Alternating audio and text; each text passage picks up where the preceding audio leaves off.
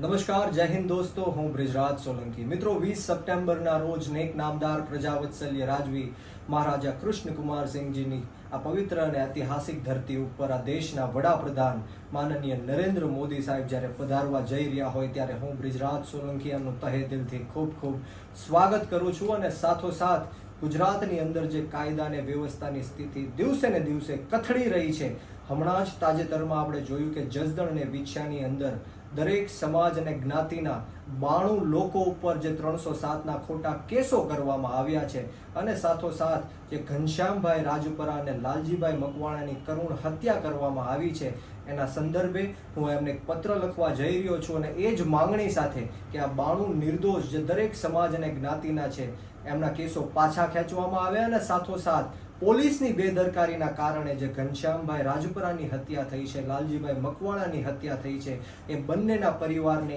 1 કરોડ રૂપિયાની રાશિ સરકાર તરફથી આપવામાં આવે ત્યારે હું કલેક્ટર સાહેબ પાસે પણ નરેન્દ્ર મોદીજીને મળવા માટે આ લેખિત અને